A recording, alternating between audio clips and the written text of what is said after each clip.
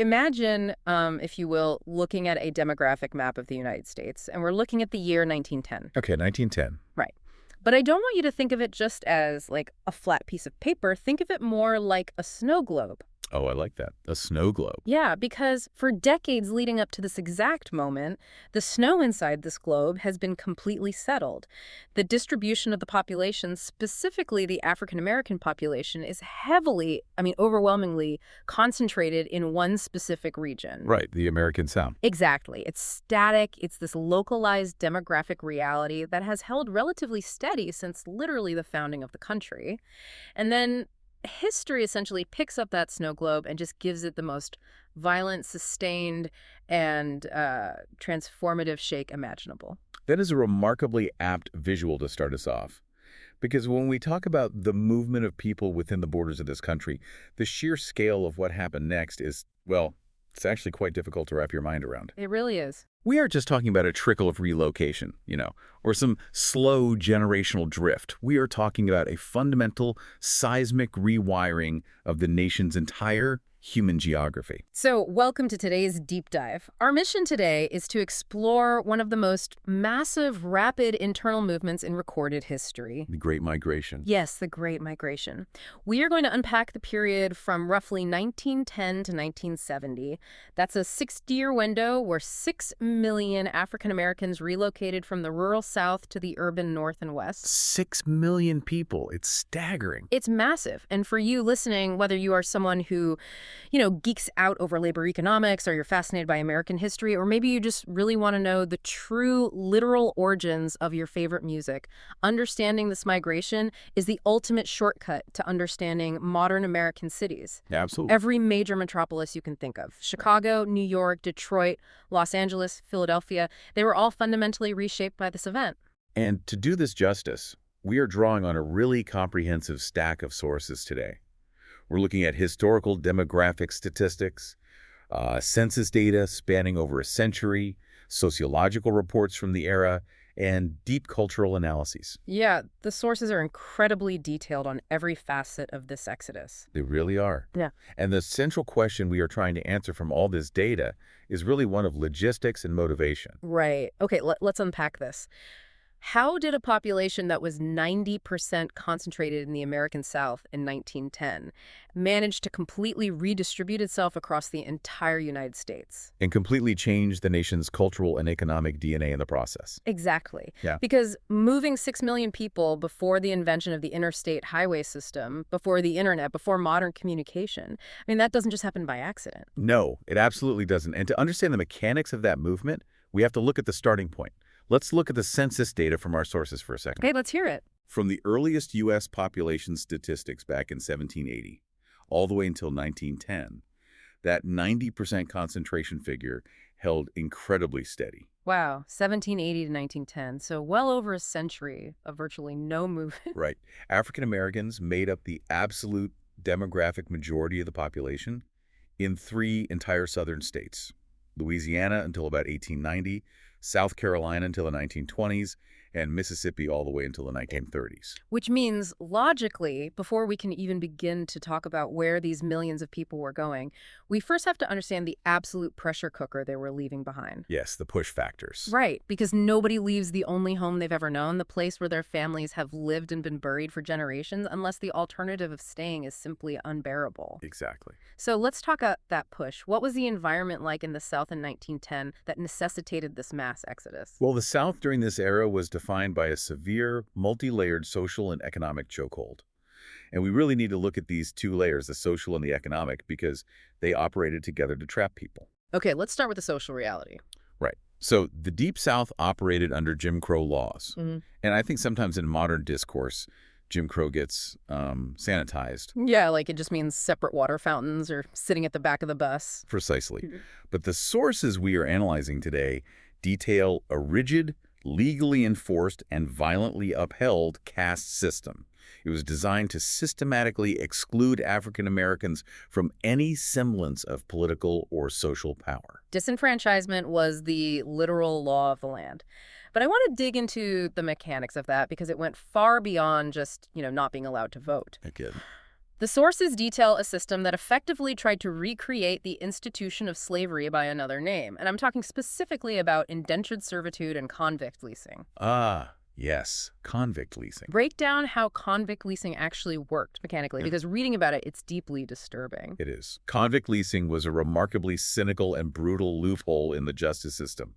Following the abolition of slavery, Southern states passed what were known as vagrancy laws. These laws essentially made it a criminal offense to be unemployed, or even just to be unable to prove employment. Wait, so you could be arrested just for not having a job? Basically, yes. Yeah. An African-American man could be arrested for simply walking down the street if he couldn't produce a document proving he worked for a white landowner. It's a manufactured crime, designed entirely to generate arrests. Precisely. And once arrested on these trivial or completely fabricated charges, the individual wasn't just put in a cell. The state would lease these prisoners out to private companies. Unbelievable. They provided forced, unpaid, brutal labor for plantations, for railroad construction, and incredibly dangerously, for coal mines.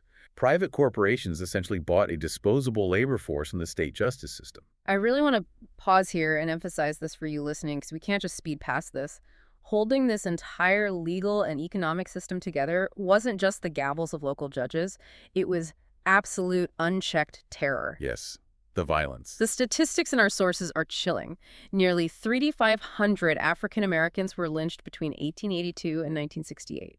It's a horrifying number. And this wasn't random discrimination. These weren't isolated hate crimes committed by lone extremists. This was a systemic reign of terror. It was a public, communal tool of social control used to enforce the subjugation we just mentioned. It was domestic terrorism, plainly speaking. It was designed to send a message to the entire community. Do not organize, do not demand higher wages, do not attempt to vote, and do not challenge the social order, or this will be your fate. Yeah. When we look at the historical data, the threat of this violence motivated a massive portion of the early migrants. They were searching for literal physical reprieve, the basic human desire to wake up in the morning and not fear for your life or the lives of your children. So you have this suffocating blanket of social terror, but then you layer the economics on top of that, and it somehow gets even worse. It does. Let's talk about the sharecropping system. Let's do it. Because again, I think a lot of us hear sharecropping in high school history class and just think tenant farming. We think of it as a standard landlord-tenant relationship. But the math was entirely rigged, wasn't it? Oh, completely rigged. It was an agricultural system designed to ensure the worker could never, ever win. Walk us through it. After the Civil War, landless farmers, predominantly black, would rent plots of land from a white landowner.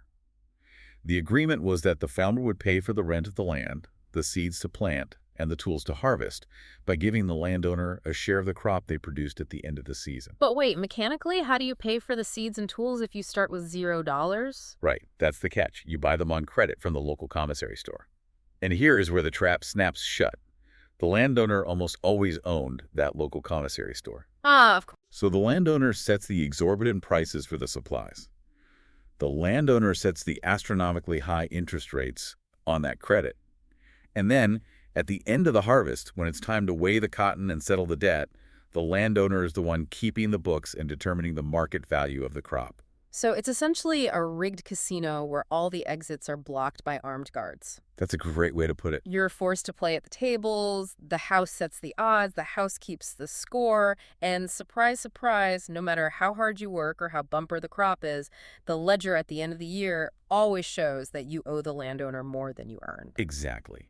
And because of those vagrancy laws and debt peonage laws we discussed earlier, if you owed a debt to the landowner, it was illegal for you to leave the land. So you're trapped. You were legally bound to stay and work another year to try and pay it off, which of course you never could. It was perpetual, inescapable, multi-generational debt. So the entire Southern agrarian economy is operating on this trapped, impoverished labor force. But then, as our sources point out, even that deeply flawed, rigged system suddenly collapsed. Yes, the agricultural foundation of the South began to crumble in the early 20th century. There was a broader agricultural depression that lowered global cotton prices, compounded by devastating natural disasters like the Great Mississippi Flood of 1927. Right. But the real killing blow to the cotton economy wasn't weather or global markets. It was an insect. The cotton boll weevil. The boll weevil. I am fascinated by this detail. Explain the mechanism of the boll weevil. Like, how does a tiny beetle dismantle an entire regional economy? Well, the boll weevil crossed into Texas from Mexico in the late 19th century and slowly, methodically ate its way across the entire Deep South. It feeds specifically on cotton buds and flowers. And cotton was everything, right? Exactly. Because the entire southern economy was a monoculture almost exclusively reliant on cotton as a cash crop. The arrival of the weevil was apocalyptic. It destroyed crops on a biblical scale. Wow. Landowners went bankrupt, and suddenly they couldn't even afford to float the credit for their sharecroppers. The system just broke. This brings up a massive pushback question I have when looking at all this data. Okay, what is it? When you look at the sheer numbers of people packing up and leaving in this era, was this migration fundamentally more about fleeing the terror of the Jim Crow South? Or was it simply about chasing a paycheck because the cotton crops had failed and people were starving? I mean, are we looking at a refugee crisis or an economic migration? What's fascinating here is that the sources make a very compelling case that you really cannot separate the two. Really, they're that tied together. The social and economic factors were deeply, inextricably intertwined. You couldn't separate the economic destitution of the sharecropping system from the racial terror of lynching, because both were tools wielded by the exact same power structure to achieve the exact same goal. Total subjugation. Yes, total subjugation. You were kept poor by the economic system, and you were terrorized by the social system if you tried to challenge your poverty. I see. So when the boll weevil destroyed the cotton, the economic justification for keeping people trapped on the land started to fracture. The terror remained, but the meager survival aspect, like the bare minimum caloric survival of sharecropping, vanished. Yes. The Pulitzer Prize-winning journalist Isabel Wilkerson, whose exhaustive work on this subject is heavily cited in our sources, notes that despite the profound trauma of these conditions, and despite the monumental barriers they faced in leaving, the migration was ultimately an act of individual and collective agency. I love that quote. She describes it beautifully as a declaration of independence that was written by their actions. They didn't just passively get swept away by economic currents. They made calculated, courageous decisions to reclaim their autonomy. Which transitions us perfectly into the timeline of the Exodus itself. We are looking at this migration in two distinct waves. Let's examine the first wave, which covers the period from roughly 1910 to 1940. Okay, the first wave. We've clearly established the push. The Southern economy is collapsing, and the social conditions are a waking nightmare. But millions of people can't just move unless there is a destination. A pulled door to walk through, essentially. Right, you don't just wander aimlessly. Exactly. You can't just walk hundreds of miles north on a whim. There had to be an equally powerful magnet pulling them up. And according to the historical data, that door was blown open by a sudden, massive geopolitical shock. It was a shock that completely scrambled the global labor market, World War I. Let's break down the mechanics of this because it's a fascinating chain reaction. Before the outbreak of World War I, northern factories, the engine of American industry, relied heavily on a steady, seemingly endless stream of European immigrants for cheap labor. Yes, the immigration pipeline. The sources give us a staggering statistic to illustrate this. In the year 1914, around 1.2 million European immigrants arrived in the United States. But the very next year, 1915, as the war raged across Europe and the Atlantic became a naval battleground with U-boats disrupting shipping, that number plummeted to just 300,000. That is nearly 1 million workers, suddenly vanishing from the expected labor pool in a single calendar year. Right. The pipeline was completely severed. And at the exact same time, domestic workers in the U.S. were being drained from the labor supply because of military enlistments. Young men were putting down their tools and picking up rifles to go fight. So northern industrialists look around, and their factories, I'm talking the massive steel mills of Pennsylvania, the expanding railroad networks, the chaotic meatpacking plants of Chicago, the burgeoning automobile industry in Detroit, Right. They are utterly desperate. Desperate for bodies. Yeah. They have massive, lucrative wartime production quotas to meet for the government, and literally nobody to work the assembly lines. This created an unprecedented wartime opportunity in the North. Suddenly, the Northern industrialists had to look domestically for a massive new labor supply, and they turned their eyes toward the untapped, heavily subjugated labor force languishing in the American South. And they didn't just put ads in the paper and hope people showed up, right? The sources detail how they actively, covertly went hunting for workers. They did. Northern businessmen actually sent labor agents down south. Just showing up to recruit. Yes, And they had to be covert about it because, as we'll discuss later, Southern authorities did not take kindly to this. But the incentives these Northern agents were offering were completely wild compared to the sharecropping reality. The contrast was night and day. These labor agents offered free transportation, literally handing out train tickets. Wow. They offered low-cost housing upon arrival. And the wages.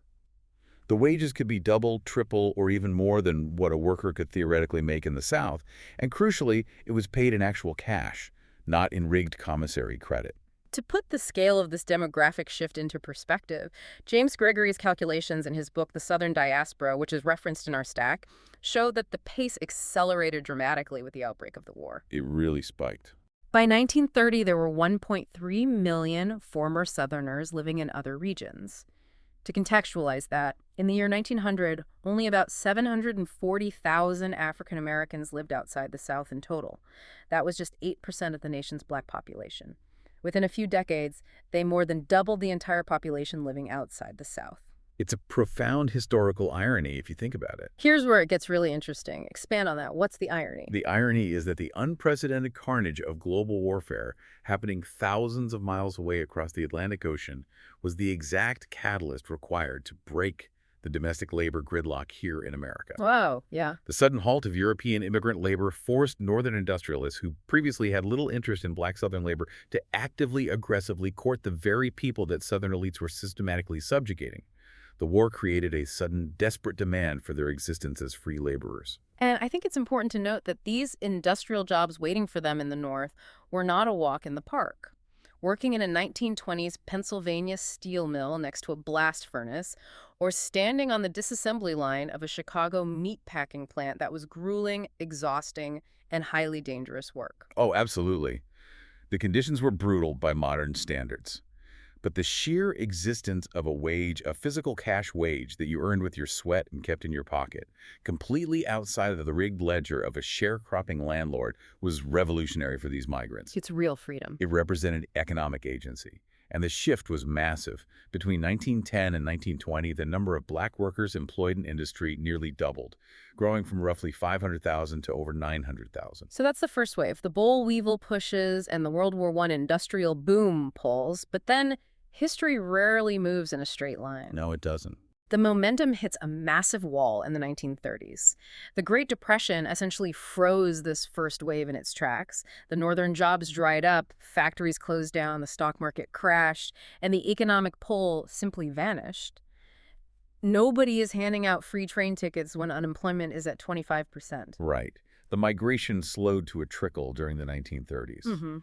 But it was only a temporary pause, because as we move into the 1940s, the second wave of the Great Migration begins. It's the second wave.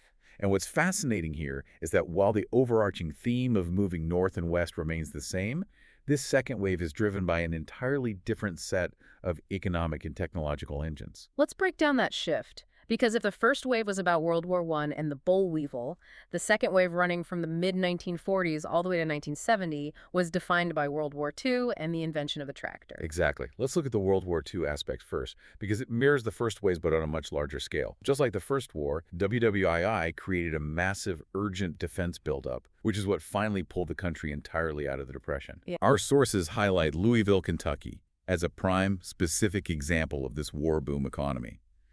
Louisville's defense industry absolutely exploded overnight. What were they actually building in Louisville? Everything the military needed. They built plants producing synthetic rubber, smokeless powders for munitions, artillery shells. The conversion of civilian industry to military production was total and sweeping. Right. The whole economy pivoted. The Ford Motor Company converted its massive assembly plant there to stop making civilian cars and start producing military jeeps. I read this detail in the sources and it blew my mind. Even the company Hillerick and Bradsby, which most people know as the manufacturers of the famous Louisville Slugger baseball bats, completely switched their production lines. Yeah, that's an incredible detail. They stopped turning baseball bats on their lathes and started making wooden gun stocks for military rifles. It perfectly illustrates the total mobilization of the economy, from hitting home runs to equipping soldiers. And this defense industry in Louisville alone reached a peak employment of over 80,000 workers. Now, it is crucial to note that initially, these lucrative defense jobs were not open to African Americans due to widespread, systemic discrimination by the factory owners and white labor unions. So how did they break through that barrier? Because the sources say this became a massive pull factor for the second wave. They broke through intense political pressure. Civil rights leaders, most notably A. Philip Randolph, threatened a massive march on Washington to protest the exclusion of black workers from their offense boom. Okay, so a direct threat to the government. Exactly. Under this intense pressure and facing a desperate need for maximum labor output to win the war, President Franklin D. Roosevelt signed Executive Order 8802. This created the Fair Employment Practices Committee. And what did that do exactly? It officially banned discriminatory employment practices by federal agencies and all unions and companies engaged in war-related work. It forced these massive industries to finally open their doors. So you have this massive federally mandated opening of high-paying industrial jobs in the North and West. But simultaneously, there was an irreversible technological push happening down south. The first wave was pushed by an insect destroying the crop. The second wave was pushed by a machine harvesting the crop perfectly. Right. We're talking about the widespread mechanization of agriculture in the 1930s and 1940s. The invention and adoption of the mechanical cotton picker, most notably the one developed by the Rust brothers, along with the widespread use of tractors, fundamentally and permanently altered the southern landscape. I'm trying to visualize the sheer socioeconomic impact of this. Sharecropping had survived everything up to this point, right? Depressions, the boll weevil, new laws, floods. Why was a tractor the thing that finally killed it? Because it changed the fundamental math of the agrarian economy. Mm. A mechanical cotton picker could do the work of 50 manual laborers in a fraction of the time without needing to rest and without needing to be housed or fed via a commissary store. The machine just replaced the man. It did. Mechanization brought the institution of sharecropping, which had existed in various forms since the Civil War, to a definitive, unceremonious end. I mean, put yourself in those shoes for a second. Imagine being a sharecropper in the 1940s. You've lived your whole life, and your parents lived their whole lives, working this specific plot of dirt. You are trapped in debt. Suddenly, a landowner buys a tractor. It rolls up, does the harvest in an afternoon, and your job is just done, gone. Manual agricultural labor isn't just underpaying anymore, it is entirely obsolete. Where do you go when the only economy, the only land, suddenly explicitly tells you it no longer requires your physical existence? You have absolutely no choice but to go where the jobs are. And the scale of this second wave completely dwarfs the first. According to our demographic data, approximately 1.4 million black Southerners moved north or west in the 1940s alone. 1.4 million in just one decade. That was followed by another 1.1 million in the 1950s, and then a staggering 2.4 million people in the 1960s and early 1970s. So wait, let me make sure I'm tracking the overarching timeline and demographics here. Let's do an episode focus check. Sure. If my grandfather moved during the first wave, say around 1920, he was likely a rural agricultural worker pushed by the boll weevil and pulled by WWI steel mill shortages, heading to places like Chicago or Pittsburgh. But if my father moved during the second wave in the 1950s, it's a completely different dynamic. Very different. The second wave migrant is being pushed out permanently by tractors making manual farming obsolete and pulled by massive post-WWII economic prosperity. Right, it's permanent obsolescence versus a temporary crop failure. Exactly. And crucially, this second wave included a much higher percentage of townspeople with existing urban skills mechanics, domestic workers, tradespeople, not just rural farmers. And the destinations expanded too, right? Yes. The first wave was primarily focused on the Northeast and the Midwest. The second wave saw massive migration routes open up to western cities. People were heading to Los Angeles, San Francisco, Oakland, Seattle, and Portland to work in the booming aerospace and shipbuilding industries out there. Which opens up a huge logistical mystery for me. Yeah. We just nonchalantly threw around numbers like 1.4 million and 2.4 million people moving. Millions of people don't just magically teleport across the country. And remember, we are talking about an era long before the internet, before smartphones, before GPS or social media networks. Oh, absolutely. The logistics are mind-boggling. Right. I want to know the mechanics. How did these families know exactly where to go, how to get there, and how did they coordinate it all while living under a regime of terror that actively wanted to prevent them from organizing? This brings us to the fascinating sociology of the migration. The movement was heavily dictated by something sociologists refer to as chain migration. Chain migration. The patterns of where people ended up weren't random at all. They were deeply tied to geography, specifically longitudinal lines and existing transportation networks, particularly the major railroad lines. So it's not like a family in rural Georgia threw a dart at a map of the United States and said, I think we'll try our luck in Seattle. Not at all. The routes were highly predictable based on train infrastructure. For instance, almost half of the migrants leaving Mississippi during the first Great Migration ended up in Chicago Why Chicago?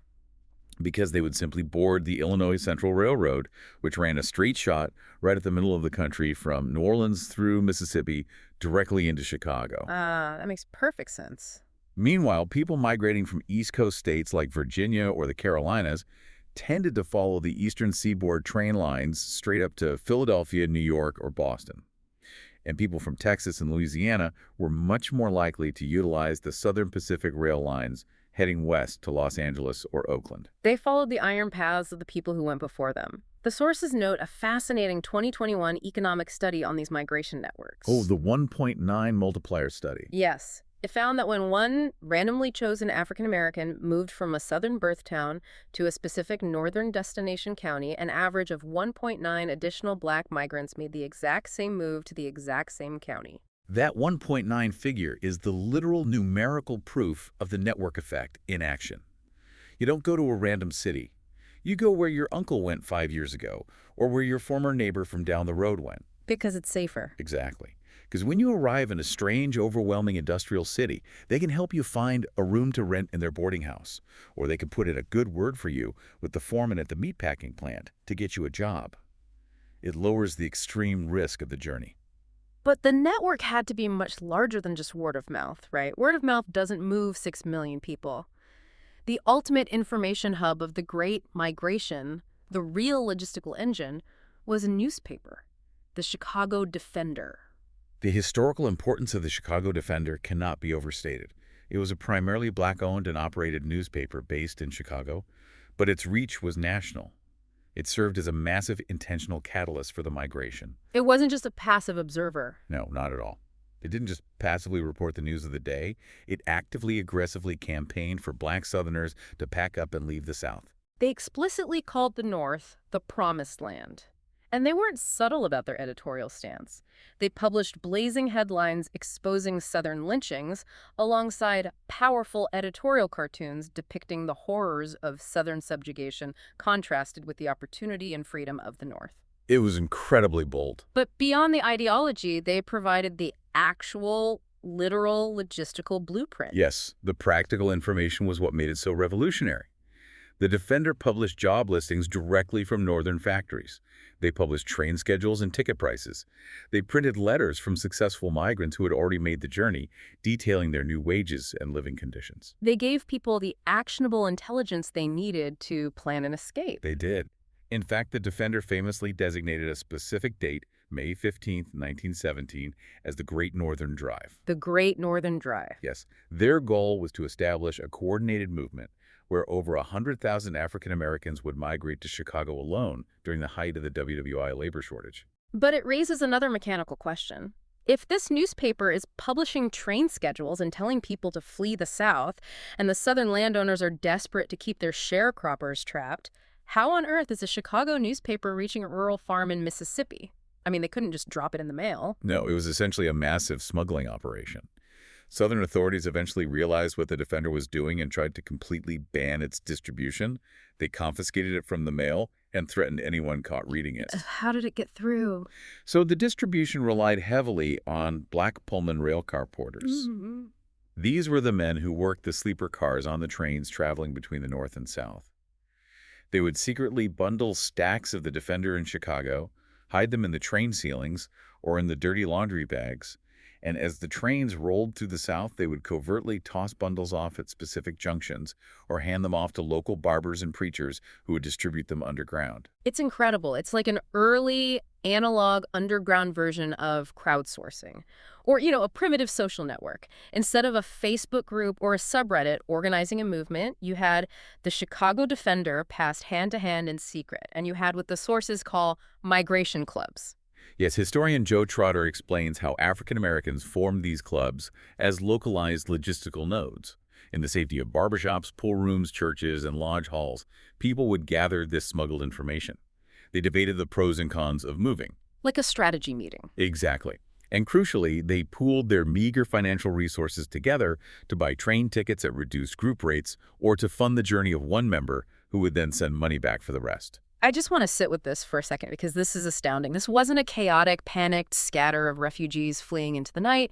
It was a highly organized, community-driven, logistical It masterclass. really was. They funded and executed a mass exodus of millions of people without any modern technology, relying on smuggled newspapers and pooled pennies, all while actively being surveilled and threatened by heavily armed local authorities.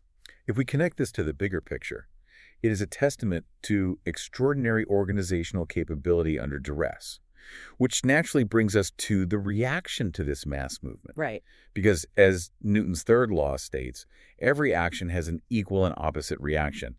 When you suddenly shift millions of people and thousands of tons of economic labor out of one region and into another, the people left behind and the people in the new destination are going to react. And according to our sources, they reacted dramatically, and often violently. Let's look at the Southern Panic first. As the migration accelerated, a glaring paradox in the Southern economy was suddenly exposed for everyone to see. The paradox is that Southern white elites treated African Americans with extreme, violent hostility, subjecting them to intense legal discrimination, disenfranchisement, and terror. They explicitly campaigned on platforms of white supremacy. Yet, their entire agrarian economy, their immense personal wealth, was utterly, completely dependent on the presence of those exact same African Americans as an abundant captive supply of cheap labor. They hated them socially, but they desperately needed them economically to pick the cotton. A South Carolina politician actually summed this paradox up perfectly in a quote from our sources. He said, "Politically speaking, there are far too many Negroes, but from an industrial standpoint, there is room for many more." Wow.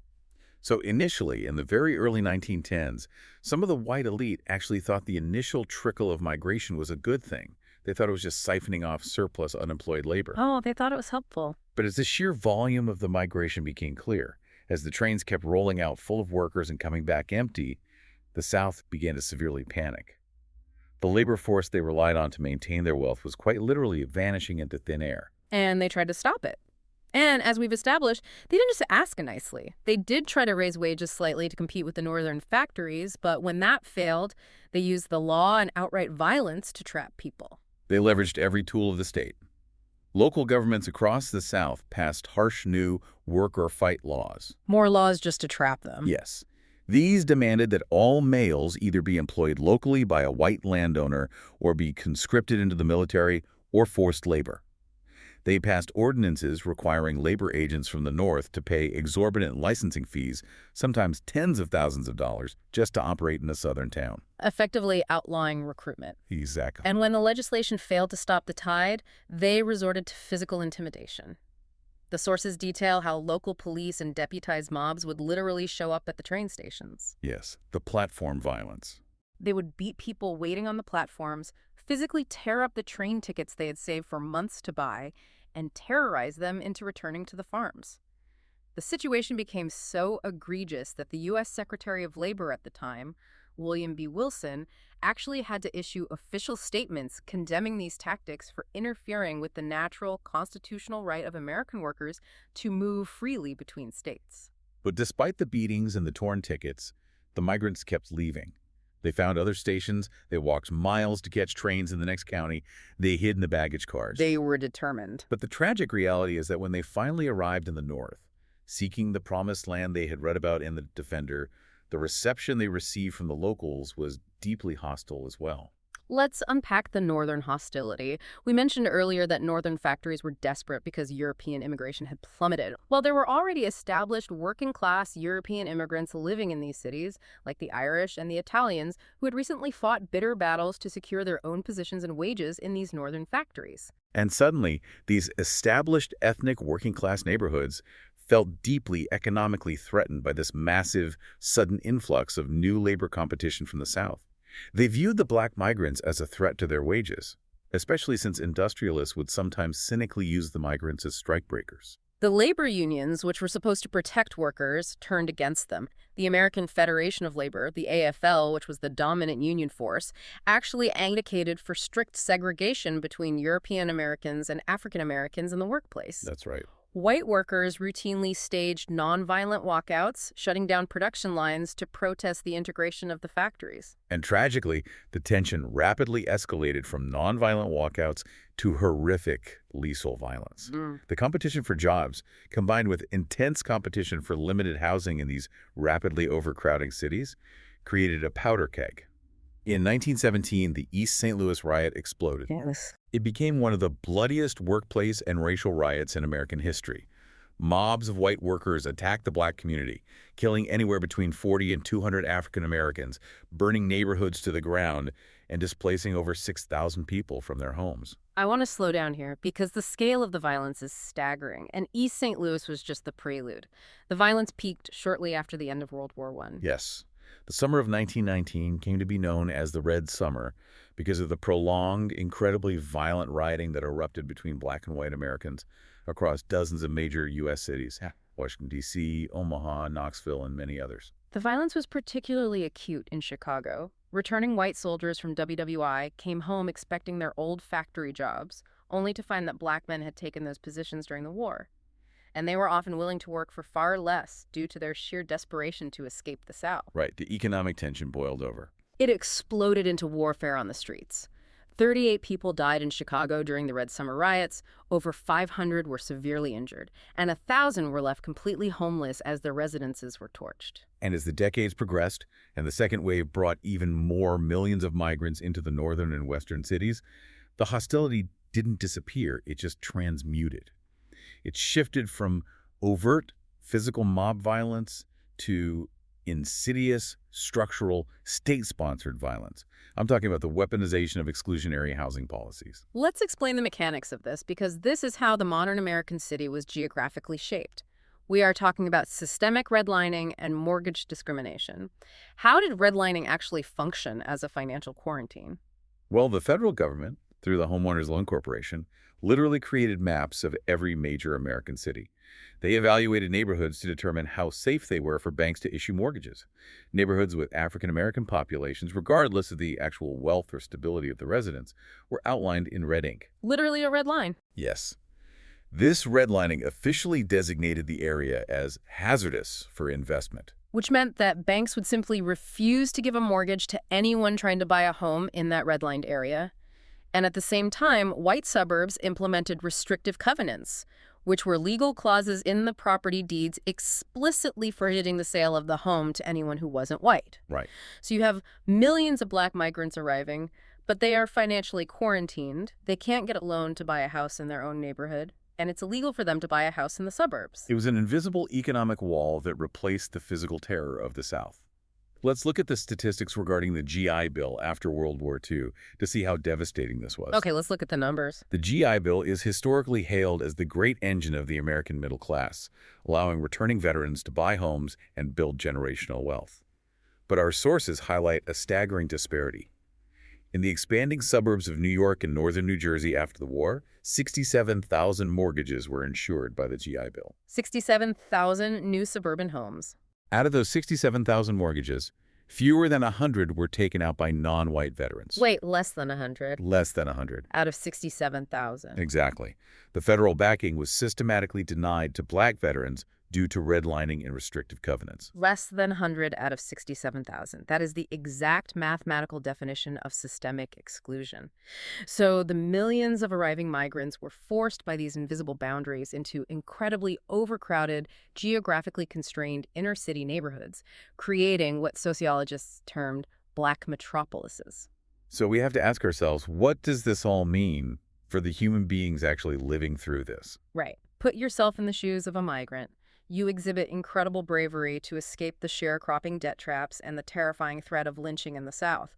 You take a train north, seeking the promised land you read about in a smuggled newspaper, only to be met with workplace walkouts, race riots like the Red Summer burning your neighborhood, and bankers literally redlining a map so you can never build wealth through home ownership in the suburbs. It's overwhelming. It sounds like an inescapable, crushing nightmare from every direction. What it means is that we must recognize the profound, almost unimaginable resilience of this demographic. They were physically threatened and legally trapped in the South, and they were systemically walled off and financially quarantined in the North. Yet they survived. They more than survived. Exactly. They didn't just survive, they adapted. Barred from participating in the wider white economy of the city, they built thriving, self-sustaining, internal economies within these red line districts. They built their own ecosystem. They did. They built their own banks because the downtown banks wouldn't lend to them. They built their own insurance companies, their own thriving newspapers, massive church congregations, and vibrant cultural institutions in places like Chicago's Bronzeville, New York's Harlem, and Pittsburgh's Hill District. They turned their quarantine zones into thriving metropolises.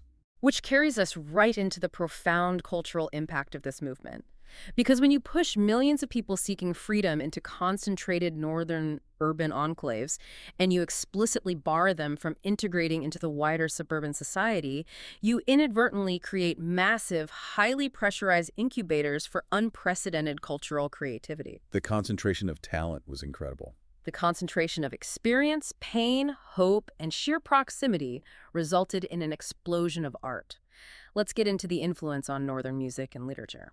The Great Migration directly laid the demographic foundation for some of the most important cultural movements in American history, the most famous, of course, being the Harlem Renaissance in New York and the Chicago Black Renaissance. The density of these neighborhoods allowed artists, writers, and musicians to collaborate, influence one another, and build a massive audience that shared their specific generational experience. The literature that emerged from this period is foundational to the American canon. The Chicago Defender, which we talked about earlier as a purely logistical hub publishing train schedules, also evolved to act as a crucial cultural cornerstone. Yes, they became a literary hub. They published the early writings and poems of literary titans like Langston Hughes and Gwendolyn Brooks, who were capturing the rhythm and reality of the urban migrant experience. And in the theater, you have playwrights like August Wilson. His masterpiece, the Pulitzer Prize-winning play The Piano Lesson, draws direct inspiration from the legacy of the migration, exploring the tension between the trauma left behind in the South and the struggle to build a new life in the North. Oh, absolutely. And in the visual arts, you have figures like Jacob Lawrence. When he was just a young man living in New York in 1941, he created the Migration series. Those paintings are iconic. Yes, an iconic sequence of 60 vivid paintings chronicling the exact journey we've been discussing today.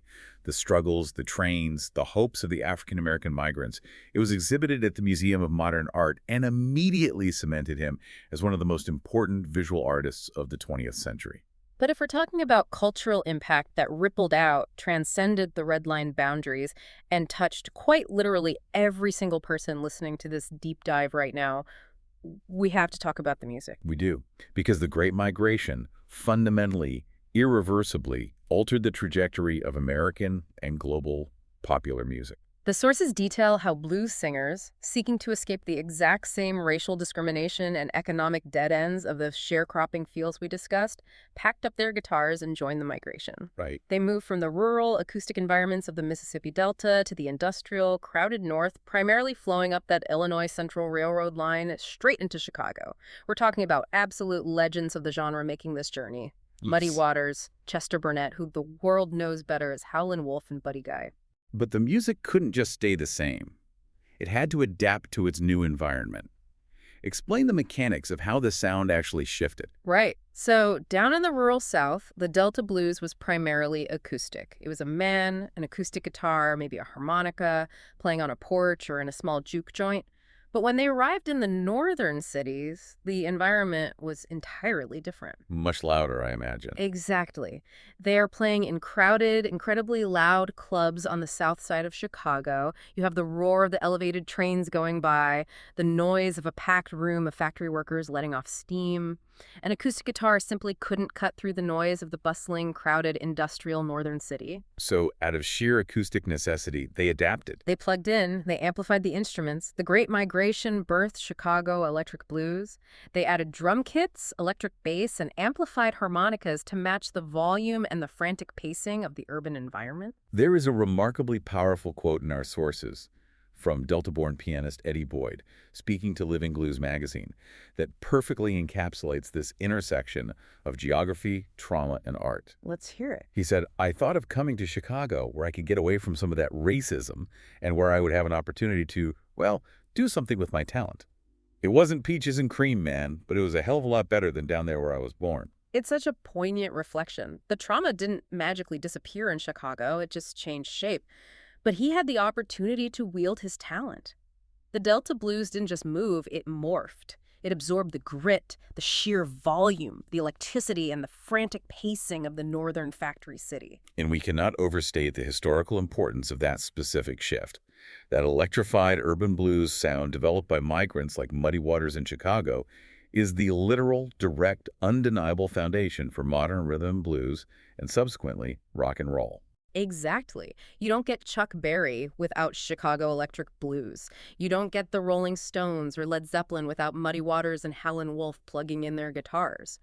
And Muddy Waters isn't playing an electric guitar in a Chicago club if he isn't participating in the Great Migration to escape the Mississippi Delta. The entire soundtrack of the 20th century is a direct byproduct of this demographic shift. The culture of the United States was irreversibly transformed by the artistic output of these concentrated, resilient communities. The art was born of necessity, forged in quarantine, and ultimately conquered the world. Which brings us to the synthesis of this massive 60-year journey. We've tracked an incredible historical arc today. We watched 6 million individuals pushed to the absolute breaking point by the rigged economic collapse of the sharecropping system and the horrific systemic racial terror of the Jim Crow South. We saw them pulled northward and westward by the insatiable industrial engines of two world wars, navigating their way out of the South via complex community networks, chain migration, and smuggled papers like the Chicago Defender. We saw them overcoming frantic Southern attempts to physically trap them at the train stations and surviving Northern attempts to redline them into overcrowded slums. And ultimately, despite every legal, physical, and financial obstacle thrown in their path, their resilience reshaped the political demographics, the literature, the art, and the foundational music of the entire country. The legacy of the Great Migration is truly omnipresent. It is woven into the very fabric of how America looks, sounds, and operates today. It is. I want to remind you, the listener, the next time you look at a demographic map of the United States, when you see large, vibrant African-American populations in Detroit or Philadelphia or Los Angeles or Seattle, or the next time you listen to a heavy electric blues guitar riff, you are experiencing the direct, living ripples of the Great Migration. You are looking at the legacy of millions of individual acts of courage. And yet, history is never static. The snow globe never truly settles permanently.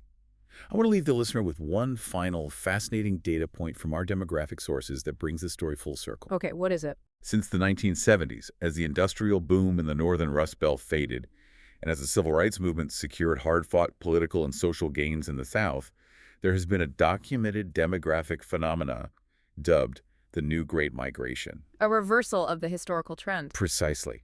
Driven by deindustrialization, colder climates, and high costs of living in the North, juxtaposed with lower costs of living and massive corporate job growth in the New South, Black Americans are returning to southern states in massive numbers. Wow, really? Returning south? Yes.